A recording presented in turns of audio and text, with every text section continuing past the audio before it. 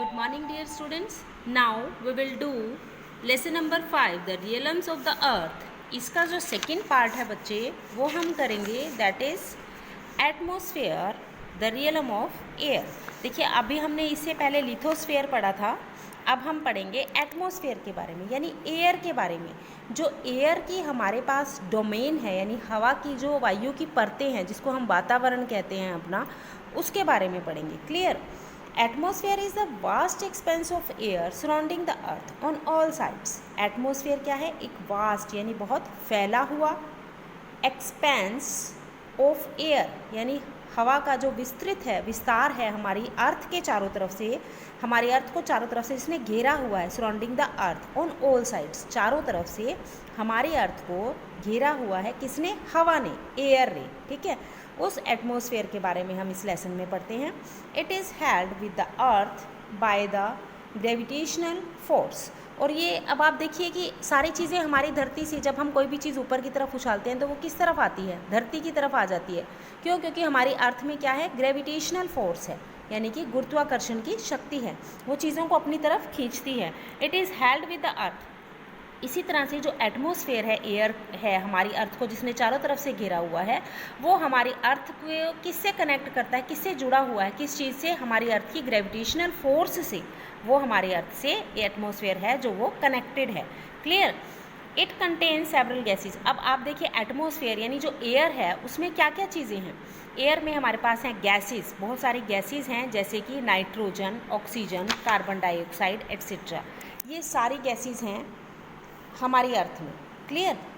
हमारी जो अर्थ के ऊपर एयर है ना, एटमॉस्फेयर है सराउंडिंग, उसमें यानी एयर में कौन कौन सी गैसेज होती हैं? सिर्फ ऑक्सीजन ही नहीं होती है बेटा. आप लोगों ने मोस्टली ऑक्सीजन और CO2 यानी कार्बन डाइऑक्साइड के बारे में पढ़ा है, लेकिन इसमें और बहुत सारी गैसेज होती हैं जैसे कि हीलियम है, नाइट्रोजन है, ऑक्सीजन है, ये सारी गैसेज होती हैं.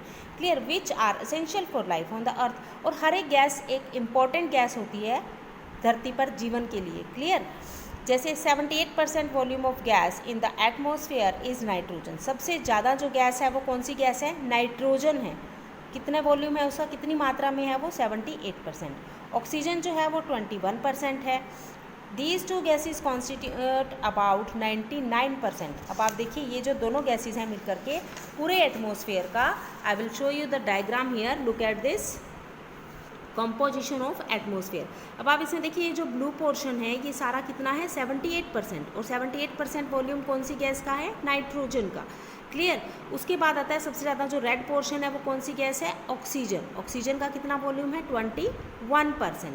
ओके, इसी तरह से दूसरी गैसेज हमारे पास होती हैं, कार्बन डाइऑक्साइड है, आर्गन है, और भी बहुत सारी गैसेस. ठीक है, अदर्स जिसमें हम लेते हैं. तो उसके बाद हम देखते हैं of the total volume of the atmospheric air, both these gases are very essential for the biosphere to exist. ये दोनों ही गैसेज बहुत ज़रूरी होती हैं जीवन पर एग्जिस्ट. बायोस्फीयर यानी लाइफ को, जीवन के अस्तित्व के लिए दोनों ही गैसेज बहुत ज़्यादा ज़रूरी होती हैं. बायोस्फीयर मैंने आपको पहले भी बताया था, लाइफ जहाँ पर जीवन संभव होता है. ठीक है, जीवन के अस्तित्व के लिए नाइट्रोजन गैस और ऑक्सीजन गैस दोनों ही इंपॉर्टेंट गैसेज हैं. क्लियर?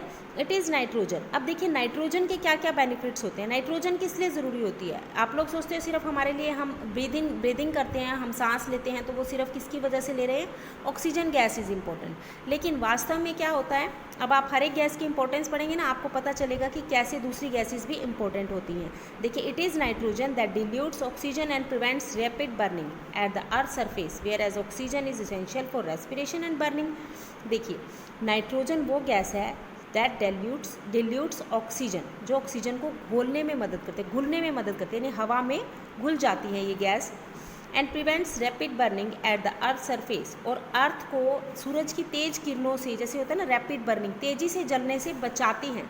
हमारी अर्थ का जो सरफेस है उसको प्रोटेक्ट करती हैं. और जबकि ऑक्सीजन जो गैस है वो किस लिए ज़रूरी है? रेस्पिरेशन एंड बर्निंग के लिए. ये दोनों चीज़ें आपको पता लग गई.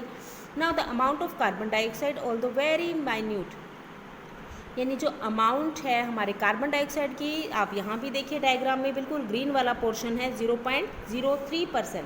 It is very important part of the atmosphere. ये भी हमारे लिए बहुत इंपॉर्टेंट है. कैसे? It keeps the earth warm.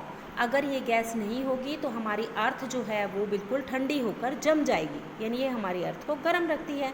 The ozone layer in the atmosphere protect all forms of life on the अर्थ। जो ओजोन लेयर होती है हमारे एटमोसफेयर में, वो प्रोटेक्ट करती है, किसको प्रोटेक्ट करती है? हमारे अर्थ पर जितने भी लाइफ फॉर्म्स हैं, यानी जितना भी जीवन है, चाहे वो कोई इंसेक्ट्स हैं, एनिमल्स हैं, ह्यूमन बींग्स हैं, कोई भी है, तो उन सब की लाइफ को प्रोटेक्ट करती है। किससे प्रोटेक्ट करती है?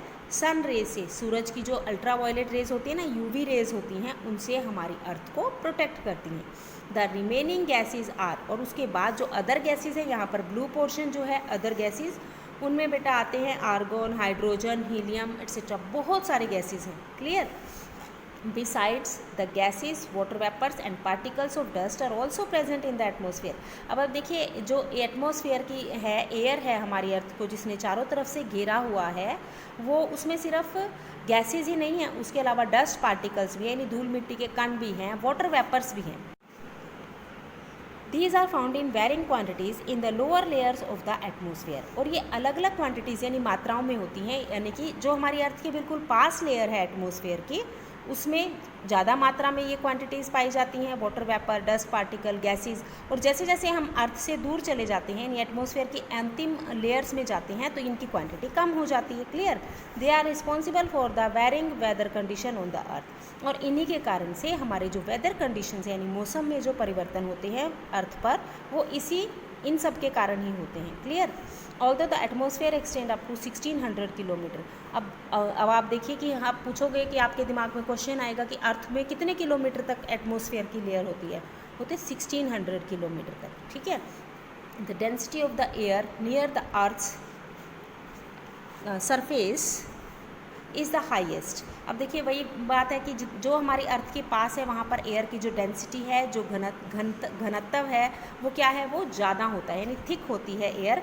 और उसके बाद एज यू गो हायर, और जैसे जैसे आप ऊंचाई की तरफ बढ़ते हो, वहाँ पर जो एयर की डेंसिटी है वो डिक्रीज़ होना शुरू हो जाती है, यानी एयर जो है वो कम होना शुरू हो जाती है, बहुत तेज़ी से गिरती है। अब आप देखिए, आपको एक एग्जांपल देती हूँ। जैसे जैसे आप पहाड़ों पर जाते हो या किसी ऊंचाई वाली जगह पर जाते हो, तो वहाँ पर ऑक्सीजन लेवल क्या हो जाता है? आपको सांस लेने में कठिनाई फील होती है, मुश्किल फील होता है। क्यों? क्योंकि जैसे जैसे आप ऊपर चढ़ते हो ना, पहाड़ों पर चढ़ते हो, ऊंचाई पर चढ़ते हो, तो वहाँ पर एयर का जो लेवल है, डेंसिटी है, वो क्या होता चला जाता है? कम होता चला जाता है, जिसकी वजह से हमें सांस लेने में कठिनाई होती है। और जैसे जैसे आप देखिए लैंड एरिया में हो, तो वहाँ पर आपको कोई दिक्कत नहीं होती है। Same as it is, air की जो डेंसिटी है वो नियर बाय अर्थ एरियाज़ में, अर्थ के नीचे जब धरातल पर आप होते हो, सरफेस पर होते हो, वहाँ पर ज़्यादा होती है, और जैसे जैसे आप ऊंचाई पर जाते हो वो कम हो जाती है। क्लियर बच्चे? Now do you know the atmosphere serve as the medium for fast air transport and virtual communication. अब एटमॉस्फेयर में हम एक और बेनिफिट है, ये सिर्फ हमें ऑक्सीजन, कार्बन डाइऑक्साइड, नाइट्रोजन, यही गैसेज नहीं होती हैं इसमें। इससे क्या होता है? वर्चुअल कम्युनिकेशन में, एयर ट्रांसपोर्ट में भी हमें हेल्प करते हैं। जैसे कि एयर ट्रांसपोर्ट कौन से होते हैं? आपके एरोप्लेन्स, हेलीकॉप्टर्स, है ना, ये सारी चीज़ें आपको एयर ट्रांसपोर्टेशन में हेल्प करते हैं। और कम्युनिकेशन, यानी आप नेटवर्क से बात करते हो ना, फ़ोन पे बात करते हो, आप टीवी चैनल्स देखते हो, ये गेम्स खेलते हो, वो सब किससे वजह से होता है? नेटवर्क इजी हो जाता है, यानी कम्युनिकेशन में भी हेल्प करता है। Clear students? Next layer is the realm of water, यानी हम डोमेन ऑफ वाटर के बारे में पढ़ेंगे, जिसको हम कहते हैं हाइड्रोस्फीयर। यानी हमारी अर्थ पर जो पानी की परतें हैं, स्फेरिकल में है, स्फेयर है, वो पानी की जो स्फेयर है उसके बारे में पढ़ेंगे। Hydrosphere refer to the layer of water on the surface of the earth, below the surface of the earth and also in the air. अब देखिए, पानी जो है वो आपको विजिबल भी है, आपके सामने रिवर्स हैं, लेक्स हैं, पॉन्ड्स हैं, ये सब में आपको नज़र आ रहा है। ठीक है? यानी ये water on the surface of the अर्थ, यानी अर्थ के सरफेस पर, धरातल पर जो पानी है, सरफेस मिंटू से धरातल, ठीक है, उसके ऊपर जो पानी है वह आपको नज़र आ रहा है। बिलो द सरफेस, जिसको हम अंडर वाटर कहते हैं, जो पानी होता है ना, ज़मीन के नीचे जो पानी होता है, उसको हम बोलते हैं surface. Below the surface of the अर्थ, यानी ज़मीन के नीचे जो पानी है। And also in the air. अभी हम एयर एटमॉस्फेयर पढ़ के आए कि हवा में भी वाटर वेपर होते हैं, वाटर वेपर्स होते हैं ना, पानी की वाष्प की बूंदें होती हैं, उससे बारे में पढ़ेंगे। Water covers about 2/3 of the total surface of the earth. अब आप देखिए, आप ये डायग्राम देखिए बच्चे, मैप देखिए। अब इसमें कितना आपको ग्रीन पोर्शन कम नज़र आएगा, ब्लू पोर्शन ज़्यादा नज़र आएगा। ब्लू एरिया ज़्यादा है ना, और ब्लू कलर किसको इंडिकेट करता है? वाटर को इंडिकेट करता है। ठीक है? तो यानी कि हमारी जो अर्थ है, जितने भी ये ब्लू पोर्शन है ना बेटा, ये सारे मेजर ओशियंस हैं। ओशियंस मतलब महासागर, जितनी भी नदियां हैं आपके पूरे कॉन्टिनेंट्स में, ये क्या है बच्चे, ये कॉन्टिनेंट्स हैं, दीज ऑल आर कॉन्टिनेंट्स। ठीक है, कॉन्टिनेंट्स क्या होते हैं, कॉन्टिनेंट्स होते हैं बेटा land masses, major land masses, यानी ज़मीन के बड़े बड़े टुकड़े। इनको हमने 7 पार्ट्स में डिवाइड किया है, दिस वन 1 2 3 4 5 6 एंड 7।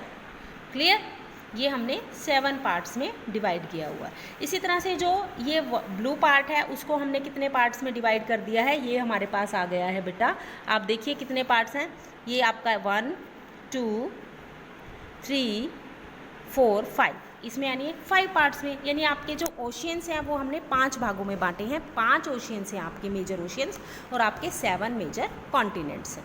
ठीक है, अब आप देखिए हमने यहाँ सिर्फ वाटर के बारे में पढ़ते हैं।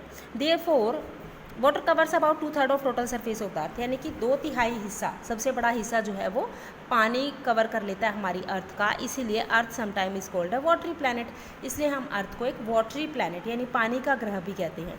The largest part of earth is covered by oceans, earth का जो हमारी ये पूरी अर्थ है इसका बड़ा जो हिस्सा है वो कौन कवर कर रहा है, वाटर कवर कर रहा है।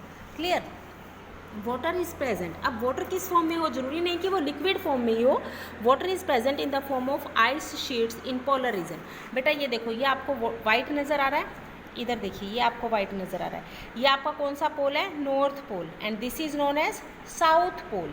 ठीक है, ये बिल्कुल नॉर्थ डायरेक्शन है नॉर्थ पोल और ये बिल्कुल साउथ पोल है। यहाँ बेटा दोनों ही एरियाज़ में सनरेज नहीं जाती है, इसलिए यहाँ पर आइस जमी रहती है, बर्फ़ जमी रहती है, इसलिए इनको यहाँ वाइट शो किया गया है। वाइट कलर स्नो को शो करता है, इसलिए इनको वाइट शो किया गया है। तो पोलर रीजन में इनको हम बोलते हैं पोलर रीजन। यहाँ पर आइस शीट्स, बर्फ़ की परतें हैं। अब बर्फ़ किसकी होती है, पानी से बनती है, इसलिए वाटर जो है वो आइस शीट्स की फॉर्म में भी अवेलेबल है। एंड ऑन हाई माउंटेन्स, ठीक है, उसके बाद water also occurs on land in the form of lakes and rivers. ये आपको पता ही है, ऑन द सरफेस आपको पानी जो नज़र आता है वो रिवर्स, लेक्स, ओशियंस इस फॉर्म में नज़र आता है। अब देखिए, अब हम पढ़ते हैं बेटा 1 बाय 1 ओशियंस के बारे में। ये जो हमें ब्लू पार्ट है ना, 5 पार्ट्स हैं। देखिए कौन कौन से ओशियन है आपके, पैसिफिक ओशियन है, अटलांटिक ओशियन है, ये आपका नॉर्थ पोल में आर्कटिक ओशियन है, दिस वन इज़ अटलांटिक, ये सारा अटलांटिक ओशियन है। ये जो आपका है नीचे ये आपका साउदर्न ओशियन है। आपके इंडिया के बिल्कुल नीचे आपके इंडियन ओशियन है। एक इंडियन ओशियन है जो इंडिया कंट्री के नाम पर इसका नेम पड़ा है, हमारे देश के नाम पर इसका नेम पड़ा हुआ है। ठीक है, ये आपके 5 ओशियंस हैं, इसके बारे में हम पढ़ते हैं। The oceans cover about 71% of the total surface of the अर्थ। कितना पानी कवर करते हैं, कितना एरिया, 2/3 यानी 71% एरिया कवर करते हैं। This the vast expense of water is in the form of 5 oceans. अब ये पानी को हमने 5 पार्ट्स में, 71% जो वाटरी प्लैनेट है, पार्ट है, उसको हमने 5 भागों में बांटा है। पहला Pacific, Atlantic, Indian, Arctic and southern या अंटार्कटिक। साउदर्न को हम अंटार्कटिक भी बोलते हैं। Let us learn about each of them. एक एक करके हम इसमें पढ़ते हैं। पैसिफिक ओशियन सबसे बड़ा ओशियन होता है। अब आप देखिए, ये आपका, मैंने आपको बताया था, ये आपका नॉर्थ पोल है, ये आपका साउथ पोल है। ठीक है, लेकिन अब ये कौन सा है आपका, वेस्ट, और ये कौन सी डायरेक्शन है, ईस्ट। अब देखिए, अब अर्थ तो आपकी स्फेरिकल शेप में है ना, गोल है, यानी दोनों छोर आपस में मिल जाते हैं। तो पैसिफिक ओशियन, इधर भी पैसिफिक है, इधर भी पैसिफिक है, दोनों पोर्शंस मिल जाते हैं, तो इसको हम क्या बोलते हैं, पैसिफिक ओशियन जो है वो सबसे बड़ा है। और ये 1/3 ऑफ द अर्थ सरफेस, और ये सबसे बड़ा हिस्सा अर्थ का 1/3 एरिया जो है वो कवर करता है। This ocean is surrounded by 4 continents, और ये 4 कॉन्टिनेंट से घिरा हुआ है। कॉन्टिनेंट्स यानी लैंड मासी से, जैसे नॉर्थ अमेरिका, साउथ अमेरिका। ठीक है, इधर से अगर हम इधर से देखें तो एशिया, क्लियर है ना बच्चे, एशिया एंड अंटार्कटिका, यानी कि ये इन चारों एशिया से हमारे उसे घिरा हुआ है चारों तरफ से। Next, the Pacific is the deepest of all ocean, और ये सबसे गहरा ओशियन भी है, बड़ा भी है और गहरा भी है। The average depth is the major portion of this ocean is about 7300 metre, और इसकी जो गहराई है वो 7300 मीटर के आसपास है। क्लियर बेटा, ये था हमारा Pacific ocean. Next, the Atlantic ocean, it is about half of the size of the Pacific ocean, ये बिल्कुल इसका आधा है, यानी सबसे बड़ा ये है तो ये इसका बिल्कुल हाफ है। It covers about 1/6 of the total surface of the अर्थ, ये 1/3 एरिया कवर कर रहा था तो ये 1/6 करेगा। It has 2 developed continents on it's 2 sides.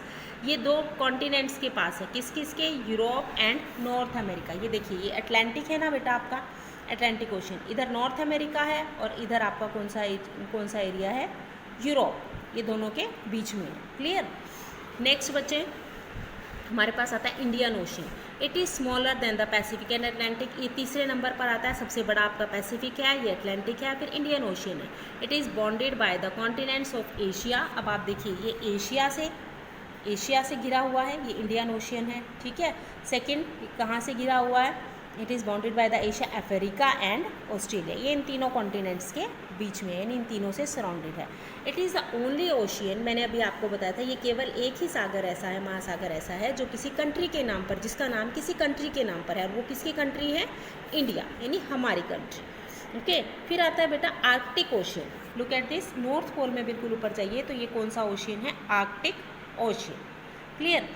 This ocean lies within the Arctic Circle and has North Pole in its center। ये जो ocean है आर्कटिक सर्कल पर है and has north pole in its centre, और north pole बिल्कुल इसके centre में है। Clear. Next the Pacific and the Atlantic ocean merge into it in north Asia, Europe, north America make their northern boundaries with this ocean. अब आप देखिए इधर से पैसिफिक ओशियन से मिक्स हो जाता है, पैसिफिक ओशियन से नॉर्थ, यहाँ से पैसिफिक ओशियन से ये इसकी जो सीमाएं हैं वो मिल जाती हैं। क्लियर। और इधर से ये अटलांटिक ओशियन से भी इसकी जो सीमाएं हैं वो मैच हो जाती हैं। और लैंड मैसेज कौन कौन से हैं, यानी आपके जो कॉन्टिनेंट्स हैं वो कौन कौन से हैं, इसके पास एशिया है, एशिया इसके पास आ जाता है, यूरोप इसके पास आ जाता है। क्लियर। तो the Arctic ocean remains frozen for a larger part of the earth. अब क्योंकि यहाँ सूरज की किरणें डायरेक्टली नहीं जाती हैं, सनरेज डायरेक्टली नहीं जाती है, इसलिए ये हमेशा बर्फ़ की फॉर्म में होते हैं, यानी जम जाता है। नेक्स्ट आपका आता है सबसे लास्ट ओशन, साउदर्न या एंटार्क्टिक ओशन। जैसे आपको ये दिखाई दे रहा है, इसको हम साउदर्न भी बोलते हैं क्योंकि ये साउथ पोल में है, और ये एंटार्क्टिक भी बोलते हैं क्योंकि ये आर्कटिक है और ये Antarctic. Clear. The southern ocean is the fourth largest ocean, fourth largest ocean यानी चौथे नंबर पर सबसे बड़ा ओशियन है। This occupies about 20% of the surface area of the global ocean. यानी ये सारे जो संसार में जितने भी ओशियंस हैं उनका 20% एरिया साउदर्न ओशियन का होता है। क्लियर बेटा। और यहाँ पर भी मोस्टली ये कैसा होता है, फ्रोजन फॉर्म में होता है, यानी जमा हुआ होता है। क्लियर बच्चे। ये थे आपके ओशियंस के बारे में हमने पढ़ा। अब हम पढ़ते हैं बायोस्फीयर के बारे में। अब आप देखिए सबसे पहले तो बच्चे आप ये डायग्राम देखिए, limits of the biosphere. Look at this diagram. ये सर्कल देख रही है, देखिए ये आप देखिए ये क्या है, माउंटेन्स। मैंने आपको बताया था लिथोस्फीयर यानी कि लैंड एरिया, ठीक है। फिर आपका आ जाता है यहाँ पर, ये आपका क्या है, एटमोसफियर। क्लियर। और ये आपका क्या है, हाइड्रोस्फीयर, पानी नज़र आ रहा है। अब तीनों का थोड़ा थोड़ा पार्ट अगर हम ले लेते हैं तो वो क्या बन जाता है, बायोस्फीयर। लाइफ तो एग्जिस्ट, जीवन तो तभी संभव होगा ना बच्चे जब हमारे पास तीनों चीज़ें होंगी, रहने के लिए ज़मीन होगी, सांस लेने के लिए एयर होगा, पानी होगा हमारी ज़रूरतें पूरी करने के लिए, है ना। तो उसको हम क्या कहते हैं, बायोस्फीयर। अब हम बायोस्फीयर के बारे में पढ़ते हैं। The biosphere refers to a narrow zone. Narrow मतलब बहुत छोटा सा जोन है, which is very close to the earth surface on the land, water and air. जो अर्थ के बिल्कुल पास है और यहाँ पर तीनों चीज़ें आती हैं, land, water and air. It comprises of all forms of organism. और यहाँ पर हर प्रकार की जो ऑर्गेनिज्म है यानी कि जीव जंतु हैं वो पाए जाते हैं। It consist of animal, plants and micro organism. छोटे से छोटे कीड़े मकोड़े भी जो होते हैं ना, उनको भी हम यहाँ पर जीवन संभव है, यहाँ पर उनके लिए भी जीवन जो है वो यहीं पर पॉसिबल है। Biosphere exists where the upper part of the lithosphere, the lower part of the atmosphere and the hydrosphere come in contact with one another। अब बायोस्फीयर में देखिए बेटा, ये तो आपने पढ़ लिया कि एटमोसफियर है, लिथोस्फीयर है एंड हाइड्रोस्फीयर है, लेकिन कौन कौन सा पार्ट है। एटमोसफियर आप देखिए कितना फैला हुआ था, 1600 किलोमीटर तक, यानी बहुत ऊपर तक। जैसे जैसे हम ऊपर जाएंगे एयर का लेवल जो है वो क्या हो जाएगा, डेंसिटी कम होती जाएगी, यानी एटमोसफियर का लोअर पार्ट होता है। और हाइड्रोस्फीयर यानी जैसे जैसे हम ज़मीन के नीचे चले जाएंगे, ज़मीन की खुदाई करते चले जाएंगे, पानी का लेवल कम होता जाएगा, तो यानी सबसे ऊपर जो है अपर पार्ट ऑफ हाइड्रोस्फीयर, यानी ये इसमें इनसे मिलकर के बना है बायोस्फीयर। क्लियर। सभी जो हम एक दूसरे के कांटेक्ट में आते हैं तब क्या बनता है, biosphere. All plants, animals and micro organism live together in their physical environment and interact with each other. सभी माइक्रो ऑर्गेनिज्म, प्लांट्स, एनिमल्स एक दूसरे के कांटेक्ट में आते हैं, एक दूसरे को साथ इंटरैक्ट करते हैं और बायोस्फीयर को जो है लाइफ को एग्जिस्ट करते हैं वहाँ पर। They are interdependent for their survival, सभी चीज़ें एक दूसरे पर डिपेंड करती हैं जीवन से संघर्ष के लिए। अब आप देखिए हम लोग पेड़ पौधों पर कितना डिपेंड करते हैं, अगर प्लांट्स ना हों तो क्या होगा बताइए, प्लांट्स ना हो तो क्या होगा, प्लांट्स ना हो तो हमारे पास कोई चीज़ें ही नहीं होंगी, ना फसलें होंगी, ना खाने के लिए कुछ होगा, क्योंकि ज़्यादातर हमारी जो फूड आइटम्स है वो कौन पूरी करता है, प्लांट्स पूरी करते हैं, और फिर उसके बाद एनिमल्स पूरी करते हैं। जैसे हमारी नॉन वेजिटेरियन कुछ लोग खाते हैं, दूध तो सभी पीते हैं, वो सारी चीज़ें, अंडे खाते हैं, फिश खाते हैं, वो सारी चीज़ें, यानी हमारी जो फूड हैबिट्स हैं, जो हमारी खाने पीने की ज़रूरतें हैं, वो दो चीज़ें पूरी करती हैं, प्लांट्स एंड एनिमल्स। ठीक है, अब प्लांट्स देखिए बेटा कौन लगाएगा, प्लांट्स की केयर कौन करेगा, हम लोग करेंगे। ठीक है, एनिमल्स की केयर कौन करेगा, ह्यूमन बींग्स करेंगे। तो इस तरीके से जो सारी चीज़ें हैं वो एक दूसरे पर इंटरडिपेंडेंट है, यानी कि निर्भर करती हैं जीवन के लिए, सर्वाइवल के लिए, संघर्ष करने के लिए।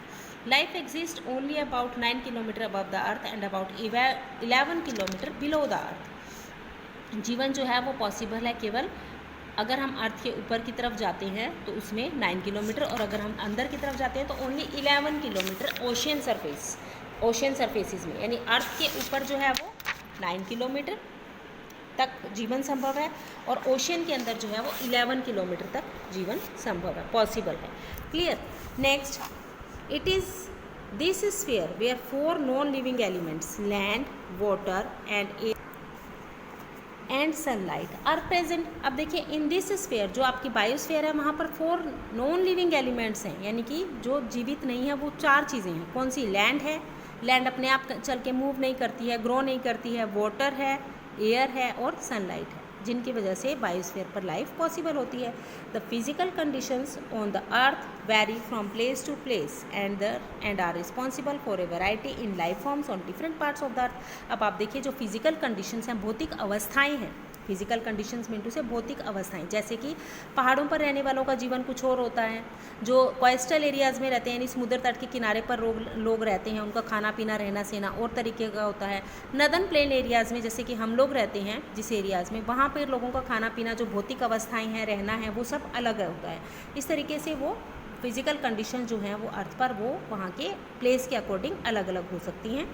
Plants and animals also very in their size and shape. Plants और एनिमल्स भी अलग अलग होते हैं। अब देखिए पहाड़ों पर जो प्लांट्स और एनिमल्स होते हैं वो अलग तरीके के होते हैं, आपके यहाँ जो नॉर्थ एरिया में है वो अलग तरीके के होते हैं, साउथ में चले जाओ वहाँ कोकोनट ट्रीज जो हैं वो बहुत ज़्यादा होते हैं। तो प्लांट्स और एनिमल्स में भी वैरायटी होती है। Clear. They differ from place to place as they require a certain habitat for their growth and survival। क्योंकि जहाँ पर जैसी कंडीशंस होती हैं, जहाँ पर जैसी एनवायरनमेंट होता है, एनिमल्स की, प्लांट्स की और ह्यूमन बींग्स की ग्रोथ जो है वो भी उसी तरीके से होती है। All plants and animal maintain a balance in a region. किसी भी एरिया में प्लांट्स और एनिमल जो है एक बैलेंस मेंटेन करते हैं। It is human being who interfere and creates imbalance between the plants and animals. हम लोग हैं जो हमारे पौधों को डिस्ट्रॉय करते हैं, हम एनिमल्स को, जानवरों को मारते हैं, और इससे क्या होता है, डिसबैलेंस हो जाता है। सारी चीज़ें जो होती हैं, बैलेंस जो है, जो नेचर ने बैलेंस बनाया है वो ख़राब हो जाता है। As a human population is increase. कैसे? अब देखिए ह्यूमन पॉपुलेशन बढ़ रही है, ठीक है, हर बार जो जनसंख्या है वो बढ़ जाती है हर साल। अब उसकी जनसंख्या की कितनी ज़रूरतें होती हैं, स्कूल भी चाहिए, हॉस्पिटल भी चाहिए, सभी चीज़ें चाहिए, घर भी चाहिए रहने के लिए। तो उसके लिए क्या करेंगे, वो जंगलों को साफ़ कर देते हैं, यानी जंगलों को काट देते हैं और वहाँ पर अपने लिए क्या बनाते रहते हैं, वो बिल्डिंग्स बनाते रहते हैं। ठीक है, तो उससे क्या होगा, प्लांट्स कम हो जाएंगे। अब जो उन जंगलों में एनिमल्स रहते थे वो भी मर जाएंगे, वो भी इधर उधर भाग जाएंगे। तो उससे क्या होगा, प्लांट्स एनिमल्स जो है वो उनका बैलेंस जो है वो ख़राब हो जाएगा। किसकी वजह से? ह्यूमन बींग्स की वजह से। ठीक है, अब देखिए ये सारा आपका यहाँ पे क्लियर हो जाता है। Rapidly more space is required, क्योंकि लोगों को ज़्यादा जगह चाहिए होती है डिफरेंट ह्यूमन एक्टिविटीज़ के लिए, अपने काम करने के लिए। अब उन्हें रोज़गार भी चाहिए, उन्हें रहने के लिए घर भी चाहिए, है ना। विद एज एग्रीकल्चर, खेती बाड़ी करने के लिए ज़मीन चाहिए, industries, urbanisation. Man is destroying the forest carelessly. इंसान जो है वो जंगलों को बुरी तरह से डिस्ट्रॉय करता है, बर्बाद कर देता है, और जो रिसोर्सेज हैं यानी जो संसाधन हैं उनको एक्सप्लॉइट करता है, उनका शोषण करता है। यानी कि जो आपके नेचुरल रिसोर्सेज हैं, वाटर है, आपकी सॉइल है, आपके ट्रीज़ हैं, प्लांट्स हैं, उन सबको क्या करता है, एक्सप्लॉइट करता है, यानी कि उनको बिना सोचे समझे वेस्ट तरीके से यूज़ करते हैं। As a result of these activities several problems have emerged before human beings. और इन सब के कारण बहुत सारी समस्याएँ खड़ी हो जाती हैं, जैसे कि सॉइल इरोजन, मिट्टी का कटाव, यानी जब बारिश आती है ना, हल्की सी बारिश आई या तेज़ आंधी आई तो मिट्टी जो है वो जो फर्टिलाइज्ड मिट्टी होती है ना, उपजाऊ मिट्टी होती है, वो बह जाती है पानी में, इसलिए जो है ज़मीन की उपजाऊ क्षमता कम हो जाती है ना। उसके बाद आता है फ्लड्स, बाढ़ें ज़्यादा आती हैं, बाढ़ बहुत आती है etcetera. Besides these pollution of air and water has increase beyond the point of control. और इसी तरीके से धीरे धीरे करके ये जो पॉल्यूशन है, एयर और वाटर पॉल्यूशन है, ये बिल्कुल हमारी पहुंच के बिल्कुल बाहर चला गया है। तो स्टूडेंट्स, इसलिए आपको कहा जाता है, बार बार आपको स्कूल में भी ये चीज़ सिखाई जाती है कि plant more and more trees, आप ज़्यादा से ज़्यादा पेड़ लगाइए। देखिए, इंसान की ज़रूरतें पूरी करने के लिए पेड़ों को काटना पड़ेगा, सड़कें चौड़ी करनी है तो भी पेड़ कटेंगे, घर बनाना है तब भी पेड़ काट के जंगल साफ़ किए जाएंगे, खेती बाड़ी करनी है, खेत बनाने हैं तब भी जंगल को साफ़ किया जाएगा, वहाँ पे खेती बाड़ी की जाएगी। तो बेटर है कि अगर आप एक पेड़ काटते हो तो उसके बदले में आप कम से कम 2 पेड़ लगाइए, ठीक है। तो इससे आपके सारी चीज़ें बैलेंस हो जाती हैं। प्लांट जो आपके पॉल्यूशन है वो रिड्यूस हो जाता है, और आपकी सॉइल इरोजन, जो सॉइल पॉल्यूशन है वो भी कम हो जाता है, वाटर पॉल्यूशन वो भी कम हो जाता है। क्लियर बच्चे? So this is our topic, the realms of the earth, lesson 5। I hope you better understand this. Okay बेटा, टेक केयर, गुड बाय।